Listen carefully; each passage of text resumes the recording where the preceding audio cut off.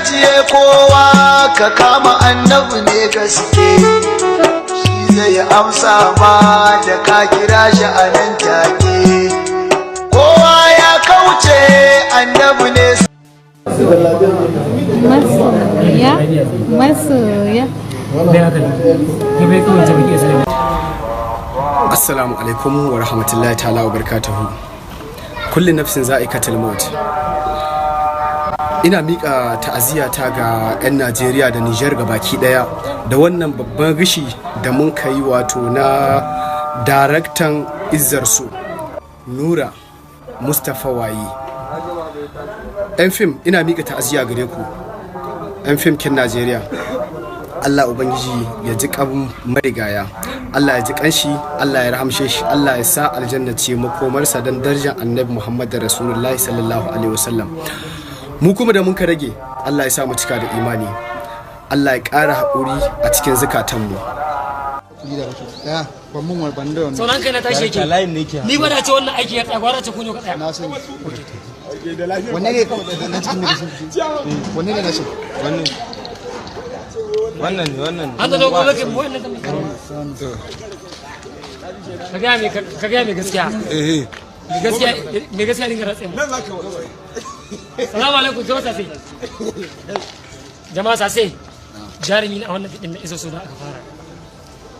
Rollen da yake baka rollen mai kyau amma matsalar yau bai fito da wuri ba.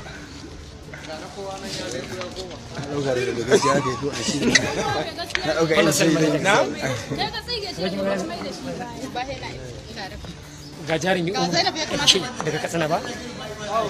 Ina ga wannan bidiyo gaba ɗayan Katsina ma aka yi ba ka sa ƴan ubanci ne. A ƴan kallo muna gaya muku cewa Bakori TV shine da ake kallon wannan fidin, to amma fidin ba da ƴan Bakori wannan ƴan Kano. Amma akwai jama'ar Katsina da yawa. Din na jama'ar Kano ne. Ku yi magana ƴan Kano ne ku ko ƴan Katsina? Ƴan Kano ne. Me ne ake cewa wannan ana ƴan Bakori kan take yi maka sa. Ni ga ni dan Katsina ne ni da ake. Me faru? Me yasa kaje kai ƴan Katsina ne wa ka mun sauke su Kano ai ba matsala. Mu ka san Kano masauna sauka. Ai mu matsalar mu faɗa gaskiya. Jama'a. Matsalar mu faɗa gaskiya. Ta Kano Allah ya mata albarka da ko ina da ma'abuta kallon shirin mu na yanzu so muna yi muku sallama da ta addinin musulunci. Idan mai kallo yana kallon mu yana ganin mu muna tare da Hajiya Nafisa wanda kowa daga san da maka Hajiya Kizza. Kuma muna kan wani kadami ne na fitar yadda za a fitar da result. To ga mu shi mun da gidan mata wallahi. Hajiya Izza da aka ji asibitin nan ya zuwa da ya kasance ne. Yarinyar na tabbata ɗan da zuwa lafiya ko kuma a'a da ya stira. To ana mun tun kafin ma a je ni na tabbatar cewa gini na je baka ga muna yanayi.